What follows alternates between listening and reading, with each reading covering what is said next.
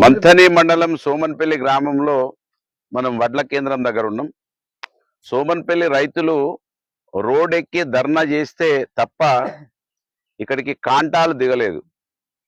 కాంటాలు కూడా ధర్నా చేసిన తర్వాత ఇక్కడికి దించి ఒక కాంటను మాత్రమే ఇక్కడ చూయించి ఒక గన్ని బ్యాగుల ఒక బార్దాన్ కట్టను చూయించి తర్వాత ఇక్కడ కొనుగోలు ఇప్పటికి కూడా ప్రారంభించకపోవడం దురదృష్టకరం.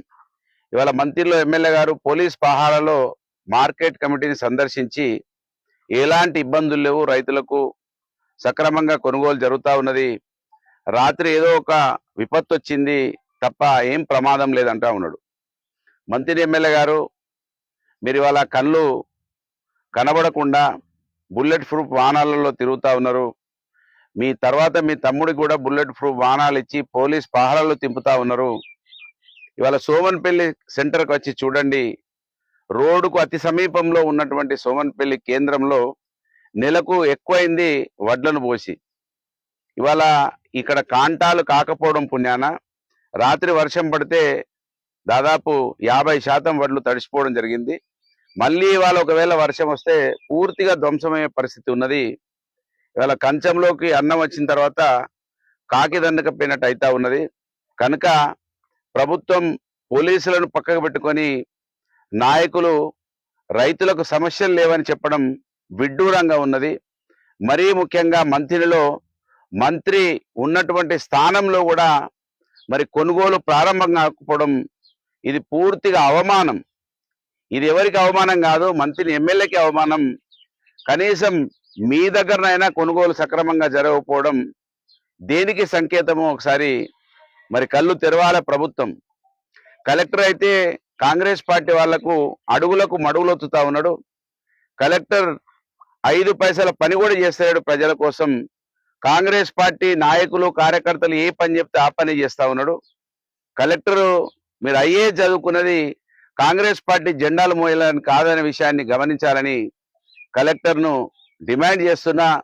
కళ్ళు తెరవాలే కలెక్టర్ గారు, కేంద్రాల వద్దకు తిరగాలి, సమస్యలను పరిష్కరించాలి. అధికారులతోటి మాట్లాడితే ఇక్కడ ఇన్ఛార్జ్ ఎవరు దొరుకుతలేరు అంటున్నారు. అవమానపడాలి. ఇన్ఛార్జ్ దొరకబట్టే బాధ్యత మాది కాదు, మీ బాధ్యత, అది రైతులది కాదు. ఇక్కడ రైతులు చెప్తా ఉన్నారు, ఎమ్మెల్యే ఒకరికి చెప్తే ఎమ్మెల్యే తమ్ముడు ఒకరికి చెప్తా ఉన్నాడు ఇన్ఛార్జు. వాళ్ళ మధ్యలో తగులాటకు మా కళ్ళం బోసిపోతా ఉన్నదని వాళ్ళు మాట్లాడుతూ ఉన్నారు. కనుక అన్నదమ్ముల పంచాయతీ సోమన్నపల్లి ప్రజల రైతుల మీద తీయద్దని నేను సూచన చేస్తూ, ఖచ్చితంగా ఏదైతే ఈ పంట ఇబ్బంది పడుతూ ఉన్న రైతులకి బాధ్యత కాంగ్రెస్ పార్టీ నాయకులు వహించాలి. కాంగ్రెస్ పార్టీ వాళ్ళు పాపం ఓట్లప్పుడు వచ్చి అనేక విషయాలు చెప్పారు. గ్యారంటీ కార్డులు ఇచ్చిర్రు, వడ్లకు బోనస్లు ఇస్తామన్నారు, కౌలు రైతులకు పైసలు ఇస్తామన్నారు, మరి కూలీలకు పైసలు ఇస్తామన్నారు. ఏవి కూడా కనబడతలేవు. ఇవి కొంటేనే చాలన్నట్టు కొనడం మేము మాత్రమే ఈ సృష్టించినము, ఇంతకుముందు కొనుగోలు లేకుండే, కాంగ్రెస్ పార్టీ వచ్చినాకనే కొనుగోలు వచ్చినట్టుగా చెప్తా ఉన్నారు. ఎంత అవమానం అంటే కాంగ్రెస్ పార్టీ ఉన్నన్ని రోజులు ఎవ్వరు కూడా సంతోషంగా ఉండరు. కాంగ్రెస్ పార్టీ ఎప్పుడైతే ప్రజల నుంచి తిరస్కరించబడుతుందో అప్పుడు ప్రజలు సంతోషంగా ఉంటారు.